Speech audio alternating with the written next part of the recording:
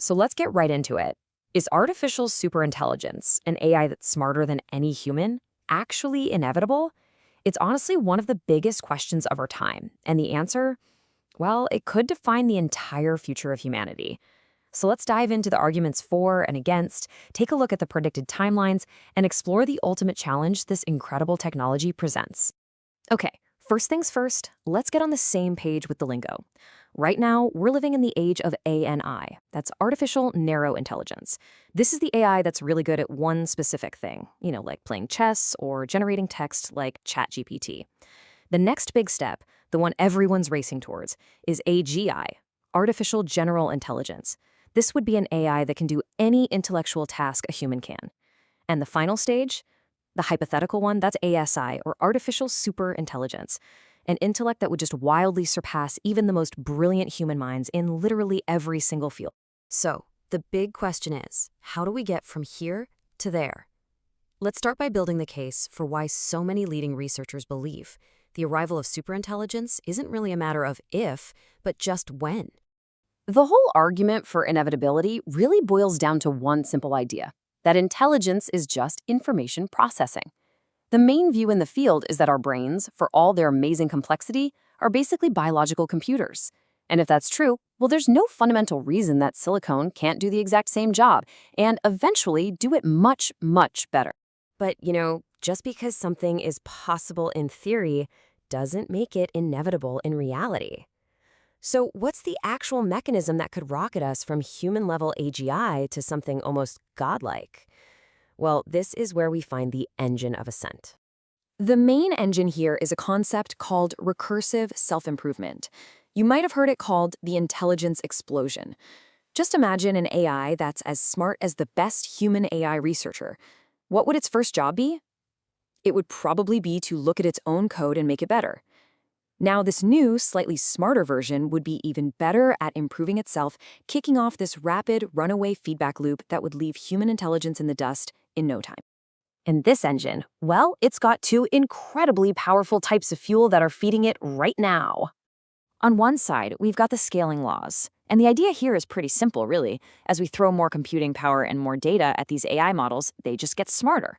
There's no law of physics that says this has to stop at the human level. Then, on the other side, you have the raw physical advantages of silicon. I mean, its circuits can process information millions of times faster than our biological neurons. And while our brains are stuck inside our skulls, an AI can be scaled to the size of an entire data center. So it sounds like a pretty compelling case, right? An explosive feedback loop powered by basically exponential resources. But the path is not guaranteed. Not by a long shot. Despite all this momentum, a lot of skeptics are pointing to some pretty fundamental roadblocks. So, could we be on a path that's just destined to hit a wall? Let's flip the coin and look at the counterarguments, the reasons why superintelligence might be much, much further away, or maybe even impossible with the way we're doing things right now. The biggest counterargument is kind of this secret sauce problem. Truth is, we still don't fully understand consciousness or how our own brains create general intelligence.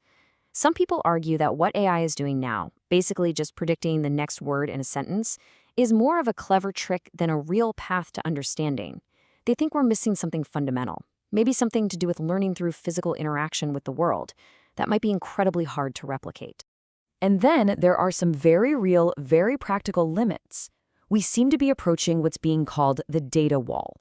These huge models are literally running out of high-quality human text and images on the internet to learn from. And if they start training on their own AI-generated data, the quality could just collapse. On top of that, there are hard physical and mathematical limits. The amount of energy these models use is astronomical, and there are some deep theoretical limits in math around complexity that might just prevent any system from ever becoming infinitely smart. So, with these two really strong competing arguments, what are the timelines actually looking like? Given all this back and forth, what are the people actually building this stuff predicting? Well, the timelines are kind of all over the map, but the striking thing is how soon a lot of them are. Elon Musk has suggested AGI could be here as early as 2026. OpenAI's Sam Altman is pointing to sometime before 2033. The futurist Ray Kurzweil has famously targeted 2045 for the singularity. And if you survey AI researchers, the median estimate falls somewhere between 2040 and 2060. The key takeaway here is this: a lot of the people building this technology believe it will arrive within our lifetimes. And this brings us to the final and honestly the most important part of this whole discussion. Because if these timelines are even remotely accurate, the debate has to shift from if we'll get superintelligence to how we're going to manage its arrival. The stakes just couldn't be higher. There's a famous saying in the field that a true superintelligence will be the last invention humanity ever needs to make. And that quote really captures the utopian promise, doesn't it? I mean, a superintelligence could potentially solve our most difficult problems, curing every disease, ending poverty, reversing climate change, maybe even unlocking the secrets of the cosmos. It could lead to an age of just unimaginable abundance and discovery. But, and this is a huge but, the very same power that makes it capable of solving all our problems also makes it the most profound risk we have ever confronted. This is known as the alignment problem, and it is the single biggest safety concern that keeps top AI researchers up at night. How do you specify goals for a system that is vastly more intelligent than you, and then ensure that it follows those goals in a way that aligns with human values forever? If you get it even slightly wrong, the consequences could be catastrophic. And so this is where the conversation is right now.